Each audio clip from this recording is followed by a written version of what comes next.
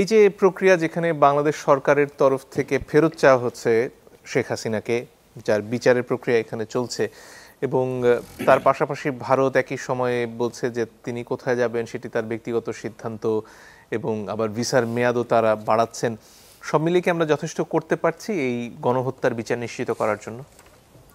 প্রথমত এটা ভারত বলেনি, বলেছে ভারতের একটা পত্রিকা। আর ভারতের পত্রিকার বিশ্বাসযোগ্যতা সবসময় প্রশ্নবিদ্ধ। সো ভারতের কোনো পত্রিকা যদি কোনো সংবাদ দেয় সেটাকে নিশ্চিত হিসেবে ধরে নেওয়ার কোনো সুযোগ নেই।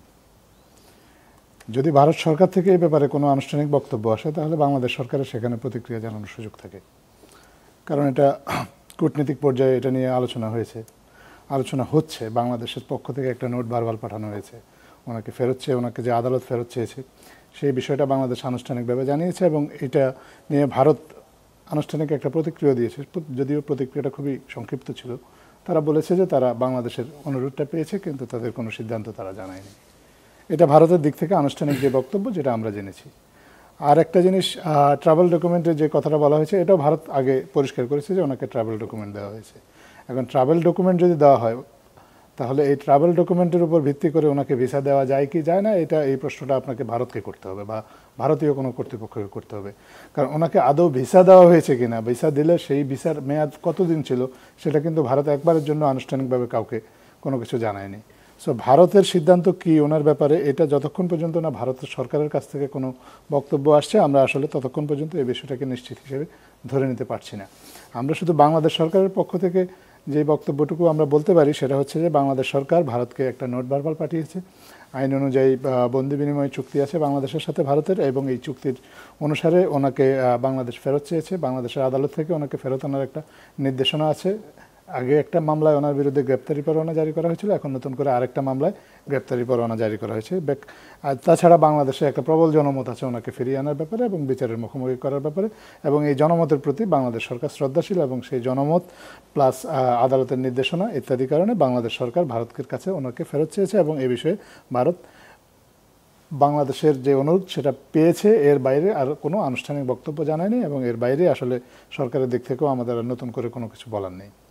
এর বাইরে বিডিআরের যে পিলখানার হত্যাকাণ্ড, তার তদন্তের জন্য যে কমিশন গঠন করা হয়েছে, তাদের তরফ থেকে শেখ হাসিনার মতামত বা তার মন্তব্য জানার একটা কথা বলা হচ্ছে, সেটার প্রক্রিয়া কি সরকারের চিন্তায় আছে কিনা?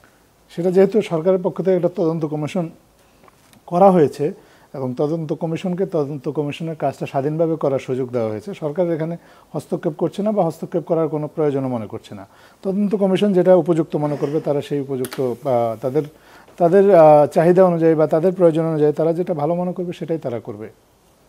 সেই ক্ষেত্রে তাদের পক্ষ থেকে যদি ভারতে গিয়ে শেখ হাসিনার সাথে কথা বলতে চাওয়া হয়, সেটার ব্যাপারে কি ধরনের ব্যবস্থা হতে পারে সেটা কি মাথায় আছে কিনা? এখন যেহেতু আমি সরকারের সাথে সম্পৃক্ত আছি, আমি তো যদির উপর কোনো মন্তব্য করতে পারিনি। যদি ওনারা চায়, সরকারকে এই ধরনের রিকোয়েস্ট জানায় যে ওনার সাথে কথা বলতে চান, তখন সরকার সেটা নিশ্চয়ই বিবেচনা করে দেখবে, এবং সেটা কূটনীতিক পর্যায়ে সেই বিষয়ে যোগাযোগ হবে। ভারতের সাথে তো সরকারের যোগাযোগ বন্ধ হয়ে যায়নি, বাংলাদেশ সরকারের নানা বিষয়ে যোগাযোগ আছে।